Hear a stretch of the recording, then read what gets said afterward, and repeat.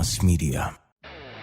Welcome to Beyond the Doors, where real estate pros Nate and Daniel bring you the latest market trends, the stories behind the big deals, and the inside scoop on housing politics.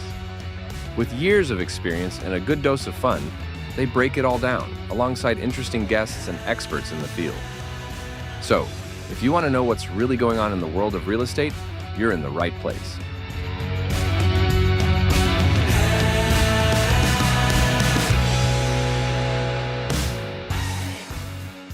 Welcome to Beyond the Doors, where we explore the big issues shaping today's real estate market. We're your hosts, Nathan Abbo and Daniel Shkolnick, and we're thrilled to have an extraordinary guest on today's episode. We've got a very exciting guest today, our very own local Gary London from London Motor Associates. Gary, I don't even know if you need an introduction in San Diego, but I'm going to give you a brief one anyway. Gary London is one of the nation's leading real estate advisors with decades of experience helping developers, investors, and public agencies navigate the complex world of real estate. Gary, that's a lot in one mouthful, so I'm going to actually turn it over to you. Tell us a little bit about what your company does and what you do. Well, thank you for having me, first of all. And I'm essentially an economic dirt kicker. My clients are usually developers, investors, lenders, really anybody. It can be families, businesses, anybody that has an interest in owning or developing or investing in real estate assets. That's my principal area of expertise. And what we do is conduct all of the studies to determine whether projects or investments ought to go ahead, ought to be made. And then we help fine-tune those studies. We do market studies and feasibility studies, financial studies. Usually our work is both to advise and consult with our clients and to support their underwriting efforts to attain both debt and equity capital. And it's something that I've been doing most of my adult life, which is much longer than your adult lives. So far, so yeah, that's for sure. Look, you've said it. You've been doing this a long time, and I think it's gonna be really refreshing to get someone's perspective who has been on the field for so long, and it really takes both a macro and micro look at it, because a lot of people talk real estate. Everyone's got their 30,000 foot view. Very few have done the work and really understand the fundamentals. What drives deals? What works in public policy? What doesn't? So I'm super excited to have this conversation, Nate. I think we're gonna have a lot of fun today. But look, you've been doing this for many decades, and I'd love to hear, and I'm sure our listeners would love to hear, what still makes you tick? What gets you excited about the work you do? That's a really good question. I get asked that question frequently, and I have been doing this a long time. So really, why have I been doing it all this time? And I think that the answer is that I actually like the tension associated with real estate because no deal is easy. Whether it's trying to attain permission from the public agency to get something developed, whether it's trying to put a deal together between a seller or a buyer, or trying to get investors sort of interested, whether it's testing the deal financially or whether there's opportunity in the marketplace. These all result in detailed issues, complicated issues. And the other thing is, no deal is the same. Everything is different. And we run the spectrum from doing very large projects to doing very small projects. And because every day is different and every project is different, that's sort of what gets me up in the morning. And something that really has sustained me, and I expect will continue to sustain my interest in this field for really some years to come. I love it. I think we can all share that sentiment. I mean, it's like that word deal heat can't be strong enough, because it's exciting, it's dynamic. I mean, that's what makes me want to get up every morning too. It's the fact that every deal will have its own quirks, but it's also its own gifts. Yeah, and I like the teaching part too. I like because I'm at this point in my career, I'm older and have seen a lot more deals than most of my clients. So I like sort of sharing, I guess, the wisdom or experience of having pretty much seen everything and every kind of land use and most of the different markets around the nation. So I try to impart that knowledge or wisdom, such as it is, and that's fun. Fantastic. Well, I think given everything we just talked about, there's something we can't ignore. So we're gonna have to go for the jugular, I think, out the gate. Let's jump right into Nate, it, right? I mean, we got to talk about this. You know what I'm thinking, man. Yeah. I was real excited you're coming, and particularly for this one question, rate cut. Yeah. So yesterday was this big news. It's going nuts everyone, my buyers are going nuts, my clients are going nuts, big rate cut. My question to you is, what's your take on the decision? How do you think it impacts developers and investors, San Diego and nationwide? Yeah, it's, I guess I expected this question, and it's something that obviously we've been thinking about for some time in anticipating a rate cut. I was expecting that the rate cut would be as high as it turned out to be, and because that's sort of a catalyst to, I think, a rejuvenated real estate market, which essentially has been in recession for the last 2 years. Let me be straight about this. The economy is going very well, and we've pretty much the Feds have pretty much tamped down inflation, and all the economic measures that macroeconomists employ to sort of take the nation's temperature, GDP growth, labor growth, unemployment levels, all these things are in pretty good shape. But in real estate, we've been in a state of sort of deal and development rigor mortis for the last 2 years. I mean, we haven't seen a lot of new development. What development we're seeing is a residual from decisions that were made several years ago. As development goes, it goes at a slow pace. Investment deals are difficult right now. A lot of investors just are on the sidelines because of the cost of money. So what I see happening with this very significant half-point drop in the Fed discount rate is when that will start bleeding into the real estate market, into all the different sectors. And we're going to see sort of towards the end of the year, really starting now, but really next year, we're going to see this is an invitation for a more dynamic real estate market. So, I mean, really pick your poison. I mean, I expect we're going to see more deal flow in terms of investors trading. And certainly in the residential for sale market, I expect that the people who've been sitting on the sidelines are going to be back in the market listing their homes, and there'll be more activity there. Where the interest rates might help but probably won't will be in the commercial areas. The commercial markets have been so really devastated over the last couple of years that I don't expect cost of capital to impact the market dynamics, which is forcing the difficulties in that sector. But all in all, I mean, this is what we've been waiting for. To some extent, the market adjusted for it a little bit. 30-year takeout rates went down and so forth. But I expect over the coming months, particularly as we see another interest rate cut probably towards the end of the year and succeeding ones next year, that the real estate market will sort of get back on track. Yeah. I saw a great meme yesterday. It said, the printer is back, baby, but, and it kind of made me laugh because I'm not so sure that's the case, because navigating the development environment, and I think the investment environment for you, Nate, right? A lot of your buyers are investors. The challenge has still been capital markets. Banks have just been so tight over the last 24, 28 months because they're all scared where's the top.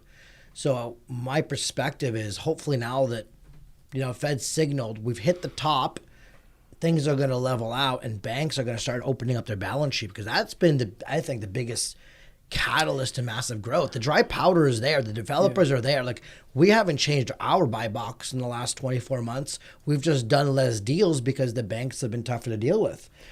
So I'm really excited to see how this impacts banking policy, and hopefully, credit managers and risk sees that we've hit the top and it's time to start opening up lending, because that's going to really open up the floodgates. And it's a function of both the cost of money. Yeah. And frankly, just tighter underwriting standards, yeah, and that will loosen up. Cost of money will go down. The problem might not exclusively be capital, though.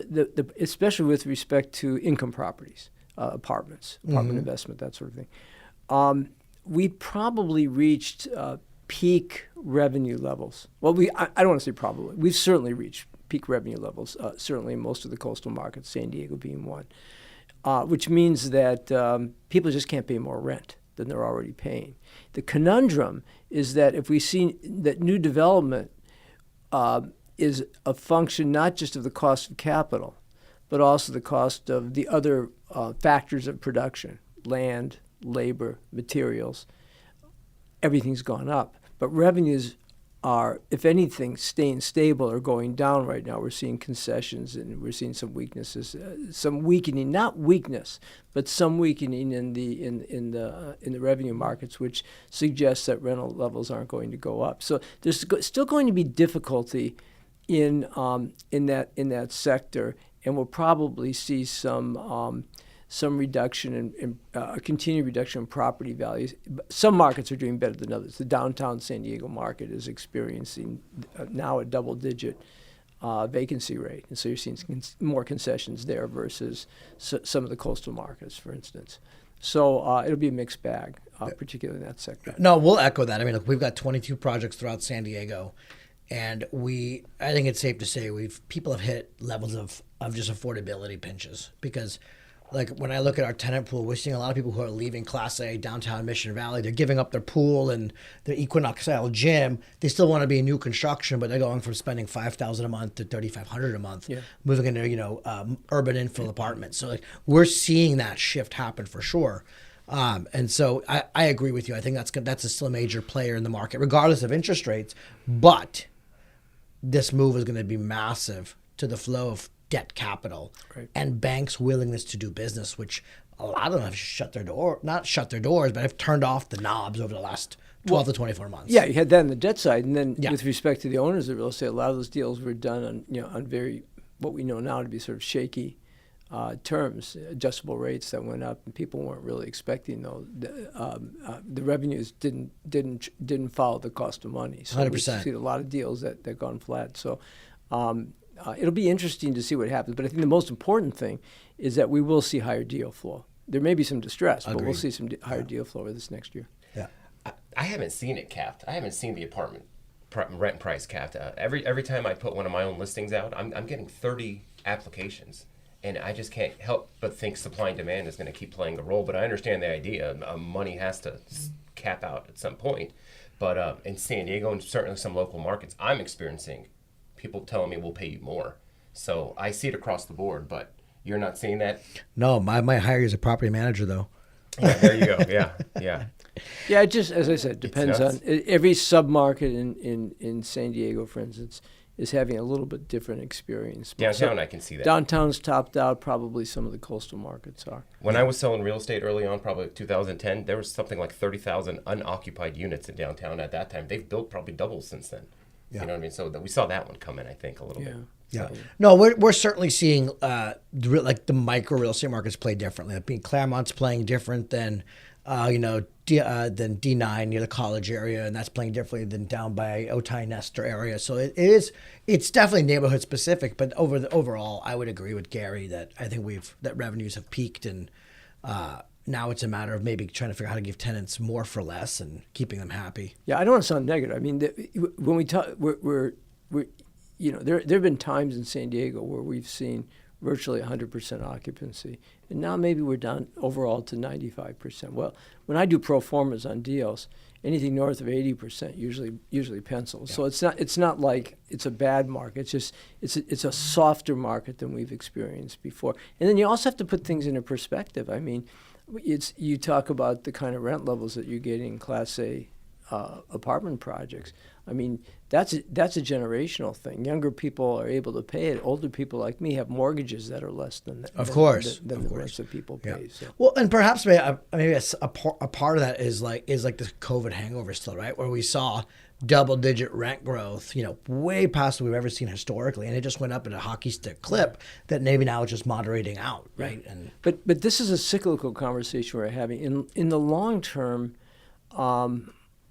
my bet is on increasing rents because we're essentially behind the 8 ball when it comes to the supply and demand imbalance in the real estate market. We just can't build enough housing to accommodate the market, and that has a negative effect on the overall economy. But with respect to real estate entrepreneurs, it typically means that you'll be okay. Yeah, absolutely. So let's talk a little about San Diego. It's great to get a perspective on the macro picture, but this is, we're San Diego businessmen. You do a lot of business in San Diego. I'd love to dive into our market a little bit. San Diego is going through some tremendous growth. The city is changing a lot. It has been over the past many years. But specifically, we've got things going on like population growth. We've got a housing shortage. We've got the tech industry expanding. Where do you see the key opportunities and challenges in the city's growth? Because, Nate, maybe you agree with me or you see this differently. Like, San Diego is a surfer town turning into a tier 1, right? That's a good way to put it. Let me start out with the challenges, and then I'll go to the opportunities.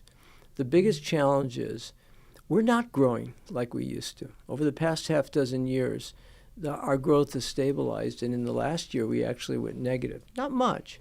Not certainly as much as Los Angeles. Right. And the reason for that is we've had a net increase in outmigration, which is typically middle market families, younger people in their 30s and 40s, who are realizing that they can't afford the cost of a home. Totally. Well, it's a cost of living thing, and the biggest part of the cost of living Yep. is the cost Yep. of a house. So they can't afford the cost of a house. They want a house. They want to raise a family. It's tough to get traction to start that in San Diego anymore. So they move out, and that's a very serious concern that we need to face in this community. We need to recapture that market. The good news is that San Diego has been gifted with a very diversified economy. Yep. So we're not dependent on one single employment sector to sustain us. We're not a one-company town by any means, and we're a big region. So over the past number of years, we have been gifted with an increase in the really sexy employment categories that pay a lot of money to their employees. You know, the technology sectors, the life science sectors, professional service sectors, and so forth. And then we're sustained at the base by both government, military, and tourism. And so it makes for sort of, and of course there's a big small business base here as well. We never want to ignore that. So we're sustained by this diversity and this business growth. But at some point, we're going to have a sort of look in the mirror moment and ask ourselves, how are we going to accommodate this economic prosperity when we're faced with this housing issue, Yep. Which is starting to get me concerned right now. Because all of my career, I mean, I've been doing this for 5 decades now, and you know, there were times where this region was growing 40 to 80,000 Right. people a year. We're not doing that anymore. So that is a sea change. And so the good news is that we're accommodating that change because we have a very housing sensitive city council in the city of San Diego, Right. and most of the small cities as well, where they encourage through their various policy objectives infill projects. Yep. In San Diego, they've been encouraging a lot of infill development in the urban areas of our communities. And it's been successful to a point. The problem is that these projects are, even the aggregation of all these projects don't add that many units, not relative to the way we used to add units by building master plan communities. I mean, I was in the business of doing market and feasibility studies on master plan projects, most of which began with the name Rancho. Yep. In fact, I think I've done the feasibility study for every Rancho project in San Diego over the years. Just name your Rancho, I probably had a Right. hand in it. I'm not in the Rancho business anymore. You know, I'm in the infill business, Right. which means density, verticality, complicated mixed use. We're getting a lot of that, and we have some mega projects that are going to be built. We're going to get into those mega projects Right. later. But that's a challenge for 2 reasons. One is because it still doesn't add to enough housing units. We're probably 100,000 housing units short Yep. in this community. And the target for those projects haven't been the family market that I was referring to earlier. So we're still losing that market unless we Manhattanize, you know, that families can be accommodated in Right. apartment units, or we change how we define single family homes, which we want to talk about also. We're today. absolutely going to talk about that. We actually do a lot of work in that space.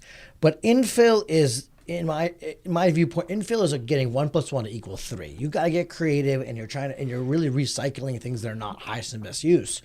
But yet, to your point, infill is a great tool, but it's not the only tool. We're not seeing a lot of greenfield development, like you said, because the land isn't there. We're out of land. We're out of land. Well, actually, we're not out of land. San Diego is a vast region. What we are out of is developable land. The land that can be permitted to be built. Right. And as good as the city of San Diego has been, or the city of Chula Vista has been, or even North County cities like San Marcos and Vista, for instance, have been really good. Carlsbad's been good. The county of San Diego, which controls most of the land in San Diego, the unincorporated areas, Right. they've essentially been on the sidelines. They've elected not to participate. And that's a very serious concern that we have to get our Board of Supervisors focused on housing.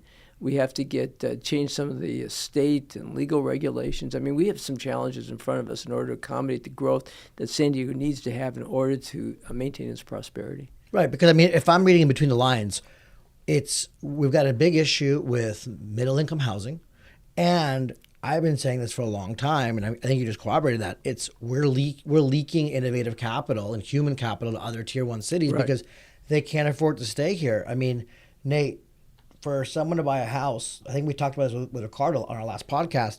You got to buy the median income house in San Diego. You got to make $250K. Well, AMI is about 125, so that's a 50% gap. That's substantial, right? And what does that house look like for $1 million? They're thinking they're going to buy a mansion for $1 million. They're walking to entry-level type of homes, small, tract style, very close to each other. Not what they're thinking.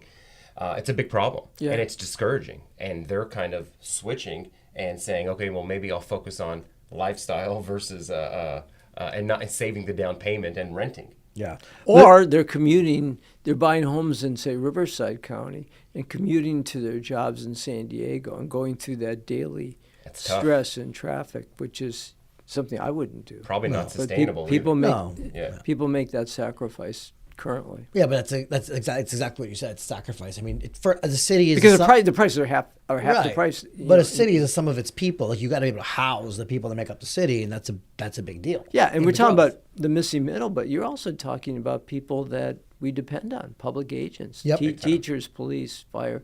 You know, they can't, at the salaries that those people are given, they can't afford to live here either. Not a single one of them. Yeah, so it's a generational gap and it's just a real numbers gap that we in other big cities have to address. I mean, this same conversation could be had in Orange County. It could be had certainly in Los Angeles. It's the big markets that are losing the people. Yeah, I mean, look, we build middle-income workforce housing. And my tenant base is exactly who you said, right? But we're not able to, like, as an operating space, we can't build it fast enough either. I mean, it's just, and these people, when they find these opportunities, they're so thankful because they're either getting pushed out, like you said, to counties around us or neighborhoods that are far away from work because they work in the school district that's in the urban core. So yeah, it's a real issue. There's a lot, luckily, going on around that, right? So we're tackling it. You said it best. Nate and I have talked about this many times. City of San Diego's got it figured out. There's a lot of programs going on in the city. And I think right now they're also talking about activating, affordability 2.0, which first it's let's figure out how to house people. Let's create affordable housing stock for renters. But now there's a lot of exciting policy and talk, and we're going to get into that later on today, about creating more first-time home buyer opportunities, more starter homes. That's going to be a big deal in keeping people here because, when people are renting, that gives them a home, that gives them a place to live, but it doesn't empower them to amass wealth and really take roots in the community. So we're going to get there because I know you're working on a really exciting program around that. Nate, what do you think about discussing some of the uncertainty that's been happening? We obviously got a rate cut recently, but there has been some uncertainty in the market. Things are changing in San Diego. I'd love to get Gary's perspective on what he sees as hot or not in San Diego.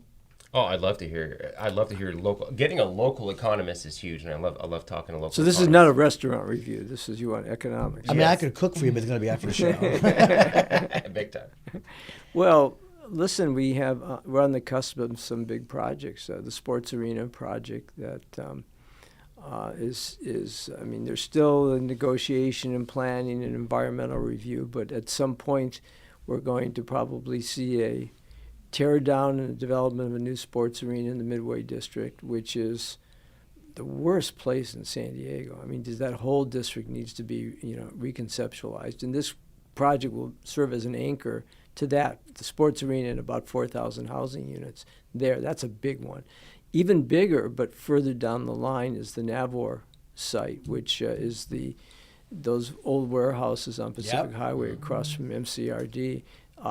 That a developer has been selected, and they're in negotiations. I don't have an inside track on this one right at the moment, but the plan is perhaps to develop as many as 8,000 to 10,000 housing units. Now that is the sort of size that would make a difference. That would be a phased project over at least a 10, probably 20-year period. But that's a mega project that we're talking about. And then where we're sitting here in Mission Valley, just to our northwest, you've got the old golf course that Gerald Hines is going to be redeveloping. They delayed that project. I just dropped the name of it, but they delayed the project. Riverwalk. Riverwalk, yes. It's going to be a really interesting project that's been delayed for a couple of years because of market circumstances, but eventually it'll accommodate a few thousand homes. And then Fashion Valley announced that they're going to tear down Penny's and build, they say, 800 units there. And we've been working on the Mission Valley Center project with Lowe, and they're going to add some housing units, a bunch of housing units there as well. That just traded recently, right? That was like a few weeks ago. No. That deal was cut a couple of years ago. But I'm thinking about the Hazard Center Drive transaction that closed. Hazard Center was going to be housing. They were going to convert what is exclusively a retail project to a dominantly residential with a retail element. Now that we worked on that's been abandoned, and they're going to just sort of re-up it as a retail center. Right. Remember, they just built the tunnel road that connects it between Fashion and Hazard Center, so under 163. So the idea is to create sort of another phase of Fashion Valley, so people have more shopping choices there. But no housing there. But there's lots of housing in Mission Valley going east too. Mission Valley is in a huge redefinement period right now. We didn't talk about Seaport at all, because I'll tell you personally, that's one of my favorite projects. I can't wait to see what's going to happen there. I mean, look, don't forget the housing element's going to be huge, but downtown just needs a vibrant place with boats and beaches and people to have fun. Like, what do you think is going to actually come of that? So I'm going to give you some perspective here. I did the original feasibility study on Seaport Village when it was first built back in the day. And it was panned. The design of it was panned, not being, by a lot of people, not being architecturally interesting.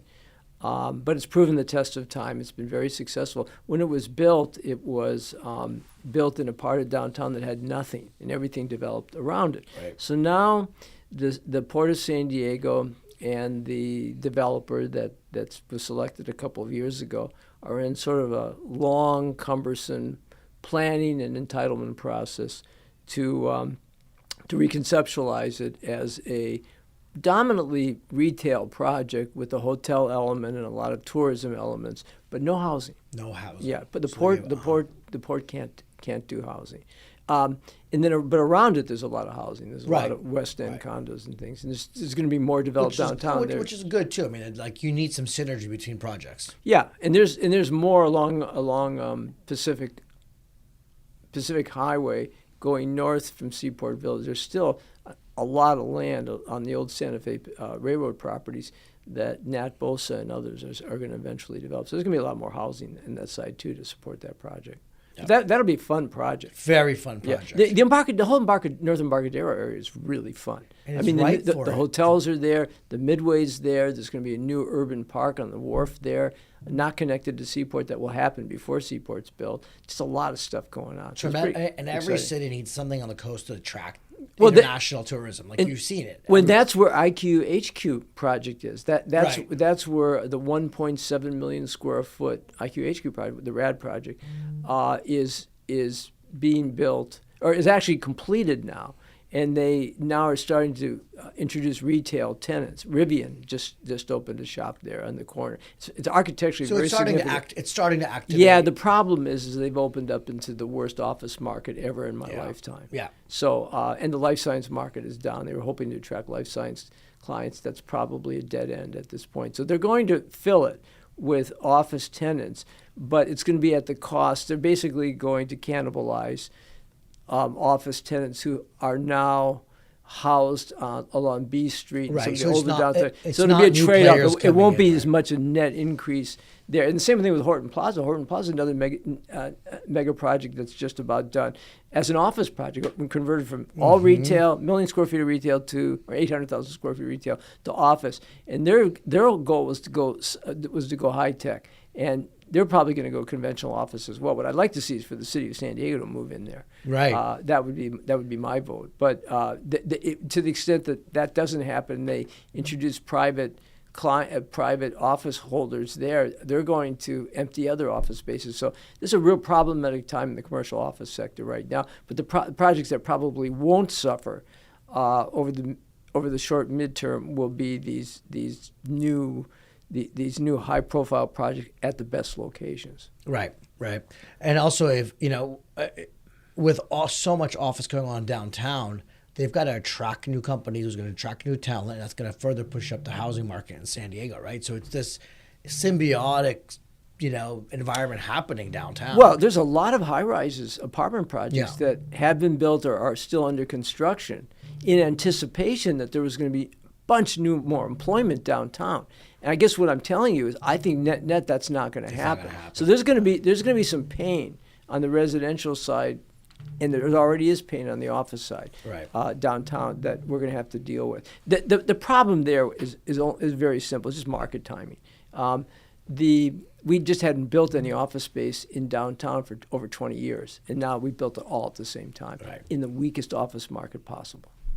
So hopefully time becomes a friend of that good real estate, because it is downtown San Diego. You need a good downtown in a tier 1 city, and so I think there's a lot of eyes on that. But peeling back from downtown, going into probably what is most neighborhoods in San Diego, we said we're going to talk a little bit of housing policy.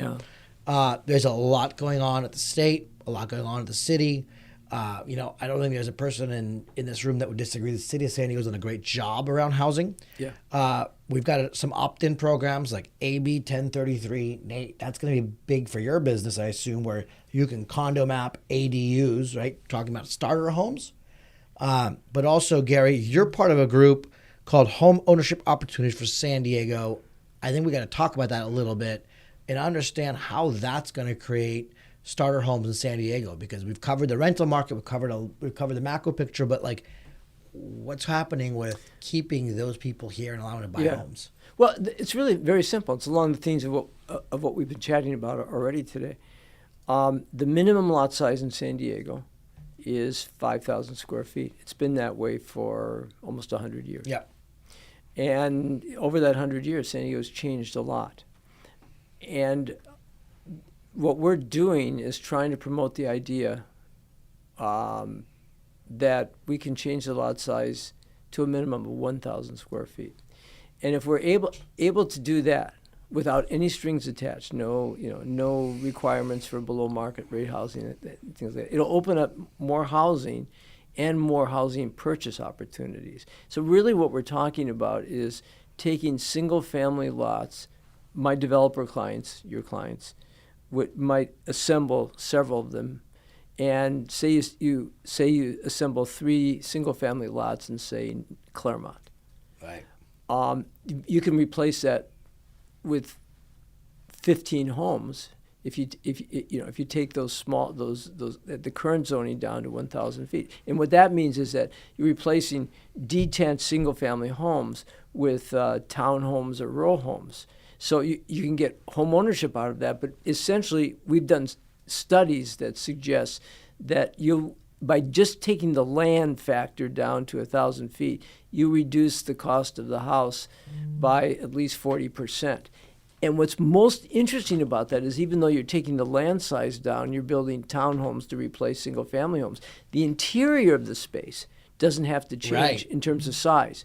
You can still build the same size house on a smaller lot. You're just leaving out the backyard and the front yard and telling the kids just to go play down the park, down the block. I can't tell you how many of these homes we pass by all the time, because we work in these neighborhoods, and the front yard's overgrown, the backyard has got a bunch of trash in it, and it's dead space. And here's the thing: San Diego's been really good with their Complete Communities program, which has resuscitated places like North Park and South Park and these kind of the old San Diego communities. What our target is the old suburban San Diego communities, the Claremonts, the Linda Vistas, the Serra Mesas, even the Mira Mesas. Yep. These are the candidate communities that have, at this point, older housing inventory, a lot of older homeowners that we can resuscitate with a program like this. And we've gotten a lot of enthusiastic response on the part of the city council and the mayor's office, and we're hoping that with a little bit push on the part of the industry, we can get this implemented perhaps as soon as next year. I mean, that's exciting. I mean, this policy is like one of those, Nate, where I think it's like a rising tide lifts all ships, right? Like, think about the trickle down of that. And it's a light change too. In other words, there's pushback in the communities that I work in building, vertical high rises and changing the character of the community a lot in a relatively short period of time. There's a lot of pushback by neighbors for that. This is not changing the character. As a matter of fact, what we're really talking about is repopulating these old communities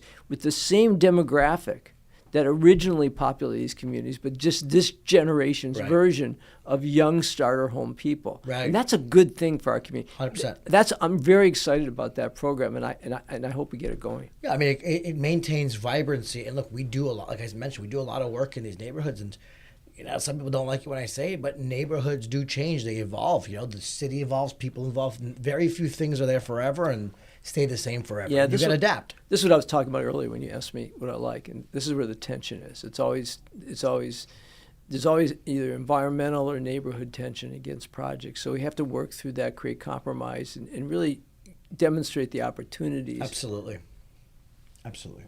Gary, it's been enlightening to hear your thoughts. We appreciate you coming out here. I'd like to maybe ask you one more question. Maybe any cool projects or anything you got coming up? The projects I mentioned are the coolest. I think Sports Arena will be a very cool project, and it's going to be real. The developer, my client, has extended for a year, but that's not, that's just part of the normal negotiation process. Some of it's bureaucracy at the city too, which is okay. So it's going to take a little longer to get started than we want. But once that happens, that interests me because I live in Point Loma, so this is sort of the base of my neighborhood.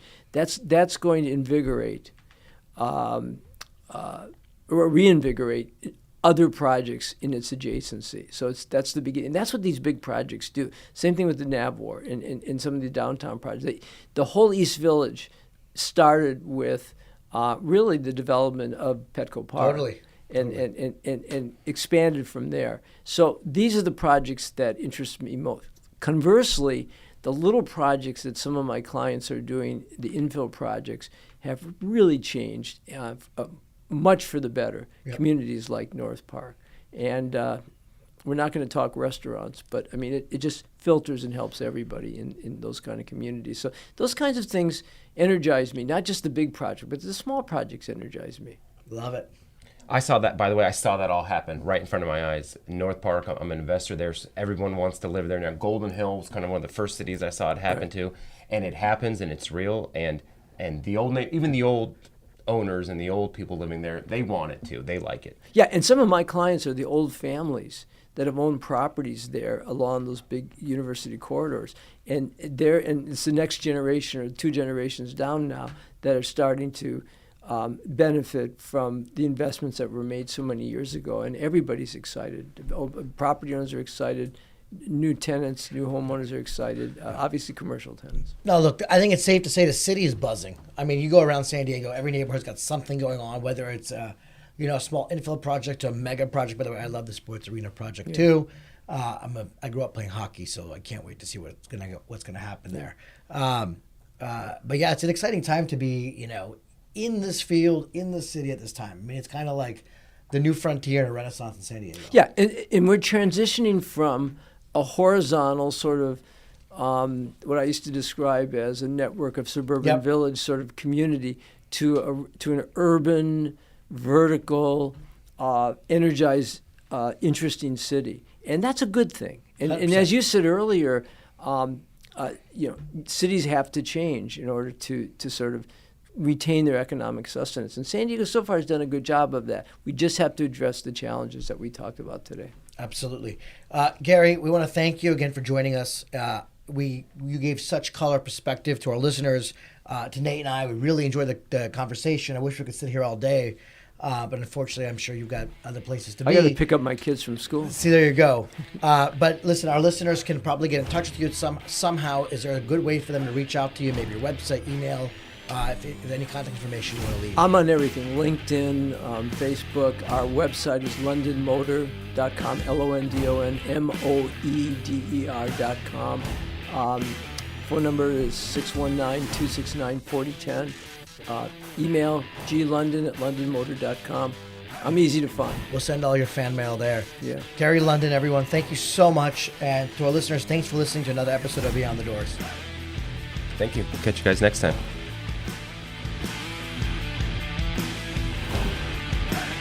Thank you for listening to Beyond the Doors. Be sure to follow and subscribe wherever you get your podcasts. To hear other episodes or read the associated blogs, visit olismedia.com, and be sure to follow the hosts on Instagram at Nate Abo Homes and at atlaswestgroup.com. The guest views, thoughts, and opinions expressed are their own. The information presented is for general information purposes only and is not intended to be legal advice. Beyond the Doors is produced in studios in San Diego, California and Tijuana, Baja California. Olis Media is an IVC media company.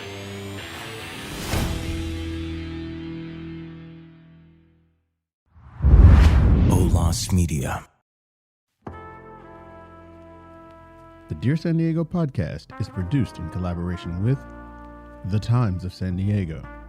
Repeatedly recognized by the San Diego Press Club, The Times of San Diego delivers timely and transparent news to, for, and about America's finest city. To learn more on how you can support this trusted resource of information, visit timesofsandiego.com.